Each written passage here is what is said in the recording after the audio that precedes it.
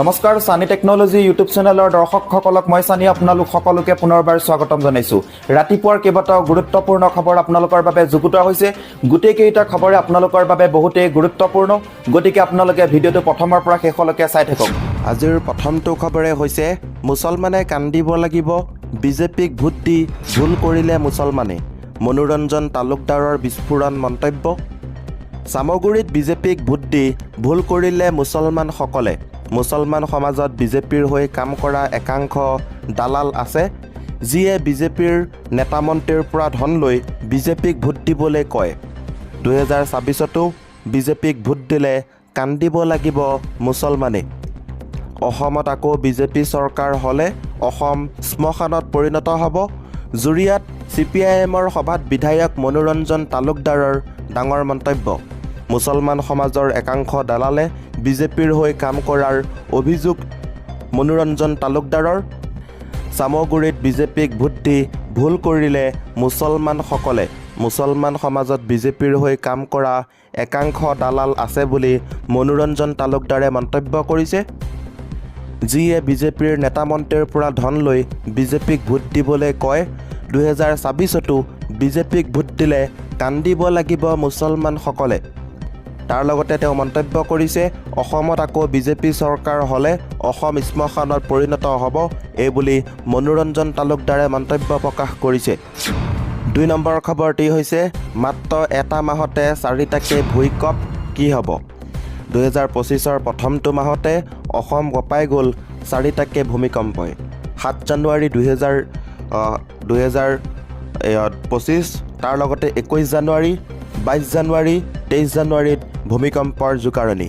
সৰু সৰু ভূঁইকঁপৰ পিছত আহিব নেকি বৰ ভূঁইকঁপ? বিশেষজ্ঞসকলে তাকে লৈ চিন্তা চৰ্চা বৰ্তমান কৰি আছে। বিশ্বৰ বিভিন্ন প্ৰান্তত ৰুষ্ট হৈছে প্ৰকৃতি। এইটো কথা সকলোৱে গম পাইছে। আমেৰিকাত যদি বনজুই লাগিছে আৰু এনেদৰে বিশ্বত বৰ্তমান প্ৰকৃতিয়ে ৰুদ্ৰৰূপ ধাৰণ কৰিছে।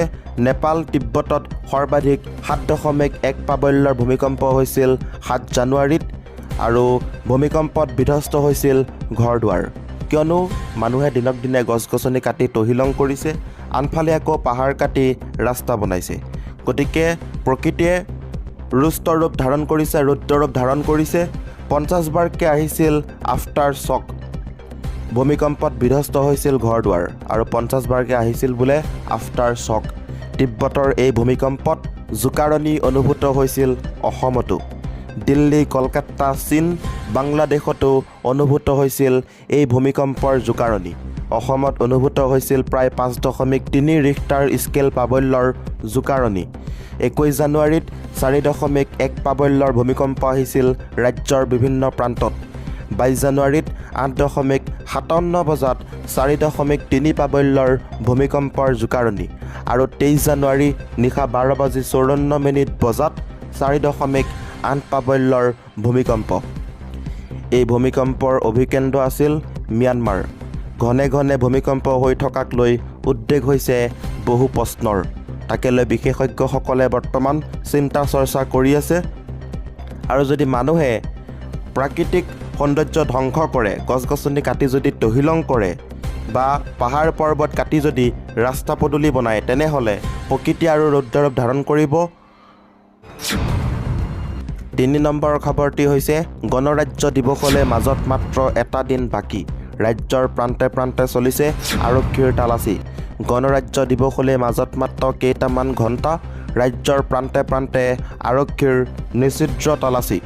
লখিমপুৰ, হোজাই আদিত তালাচী।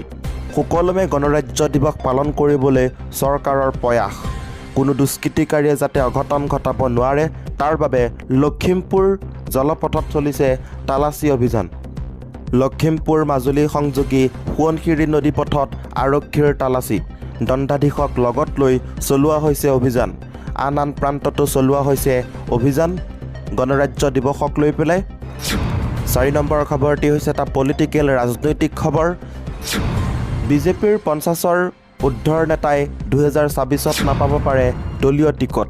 প্ৰাৰ্থী বাছনিৰ ক্ষেত্ৰত কঠোৰ হ'ব বিজেপি। আগন্তুক 2024 বিধানসভাৰ নিৰ্বাচনত শাসকীয় বিজেপিয়ে দিবলগীয়া দলীয় টিকটক লৈ কেতবোৰ কঠোৰ সিদ্ধান্ত গ্ৰহণ কৰিছে। ইতিমধ্যে বিজেপিয়ে সমষ্টি ভিত্তিত কৰা আভ্যন্তৰীণ সমীক্ষাৰ পাছতে এলানি কঠোৰ সিদ্ধান্ত গ্ৰহণ কৰিছে। আহি আছে অসম বিধানসভাৰ নিৰ্বাচন। 2024 চনৰ ফেব্ৰুৱাৰী-মাৰ্চত হ'ব অসম বিধানসভাৰ নিৰ্বাচন। আসন্ন বিধানসভাৰ নিৰ্বাচনৰ প্ৰাকক্ষণত শাসকীয় বিজেপিয়ে সম্পন্ন কৰিলে সমষ্টিভিত্তিক সমীক্ষা। সমষ্টিভিত্তিত সম্পন্ন কৰা সমীক্ষাৰ পাছতে এতিয়া এলানি কঠোৰ সিদ্ধান্ত লৈছে বিজেপিৰ কেন্দ্ৰীয় নেতৃত্বই। বিজেপিৰ কেন্দ্ৰীয় নেতৃত্বৰ শীৰ্ষ সূত্ৰই দাবী কৰিছে 2024 চনৰ বিধানসভাৰ নিৰ্বাচনত দলীয় টিকট প্ৰদানৰ ক্ষেত্ৰত কঠোৰ হ'ব বিজেপি। 50ৰ তলৰ বয়সৰ নেতাক দিব শাসকীয় বিজেপিয়ে দলীয় টিকট। কেইজনমান নেতাক বাদ দি 50ৰ ঊৰ্ধৰ নেতাই নাপাব পাৰে বিজেপিৰ টিকট। 50 বছৰৰ যদি ওপৰত হয় তেনেহ'লে সেই নেতাই বিজেপিৰ টিকট নাপাব, এই কথা স্পষ্ট কৰি দিছে ভাৰতীয় জনতা পাৰ্টীৰ ফালৰ পৰা। শেহতীয়াকৈ দলটোৱে কৰা আভ্যন্তৰীণ সমীক্ষাৰ পাছত দলৰ কেন্দ্ৰীয় নেতৃত্বই লোৱা সিদ্ধান্ত মৰ্মে বৰ্তমানৰ 40% বিধায়কে নাপাব দলীয় টিকট। শাসকীয় বিজেপিয়ে কৰা সমষ্টিভিত্তিক সমীক্ষাৰ সমান্তৰালকৈ সংঘ পৰিবাৰেও সুকীয়াকৈ কৰিছে আন এক সমীক্ষা। সংঘ পৰিবাৰ আৰু বিজেপিৰ কেন্দ্ৰীয় নেতৃত্বই লোৱা সিদ্ধান্ত মৰ্মেহে এইবাৰ 2024 বিধানসভাৰ নিৰ্বাচনত দলীয় টিকট লাভ কৰিবলৈ সক্ষম হ'ব। দিল্লী দিছপুৰৰ সূত্ৰই দাবী কৰা মতে বিজেপিৰ একাধিৰ মন্ত্ৰীয়েও নাপাব 2024 অসম বিধানসভাৰ নিৰ্বাচনত দলীয় টিকট। অৱশ্যে এই বিষয়টোক লৈ কোনো কথাই এতিয়াই ৰাজহুৱা কৰিব বিচৰা নাই কোনো পক্ষই।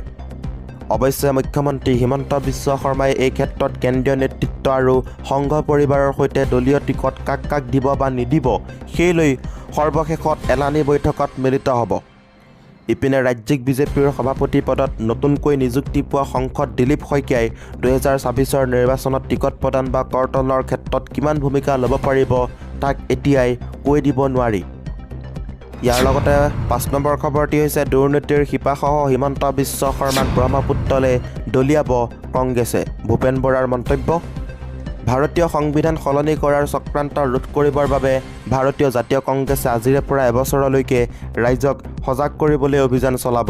বিজেপিয়ে ভাৰতীয় সংবিধানৰ পৰিৱৰ্তে পুনৰ মনুস্মৃতি দেশত প্ৰচলন কৰিব খোজে। ইয়াৰ বিৰুদ্ধে সমগ্ৰ দেশত জাগৰণ সৃষ্টি কৰা হ'ব। কংগ্ৰেছ নেতা CWCৰ সদস্য তথা অনুসূচিত জাতি, অন্যান্য পিছপৰা শ্ৰেণী আৰু সংখ্যালঘু বিভাগৰ কংগ্ৰেছৰ কেন্দ্ৰীয় অধ্যক্ষ কে ৰাজুৱে আজি গুৱাহাটীৰ শংকৰদেৱ কলাক্ষেত্ৰত এক সংবাদমেলত এইদৰে কয়। কংগ্ৰেছৰ নেতাজনে কয় যে দেশৰ সংবিধান সলনি কৰিবলৈ RSS আৰু বিজেপিয়ে দীৰ্ঘদিনৰ পৰা প্ৰচেষ্টা চলাই আছিল আৰু সংবিধান গ্ৰহণ কৰা দিনটোত 1950 চনৰ 26 জানুৱাৰীত RSSে সংবিধানৰ প্ৰতিলিপি দাহ কৰিছিল। বিজেপিয়ে একক সংখ্যাগৰিষ্ঠতা লাভ কৰিলে।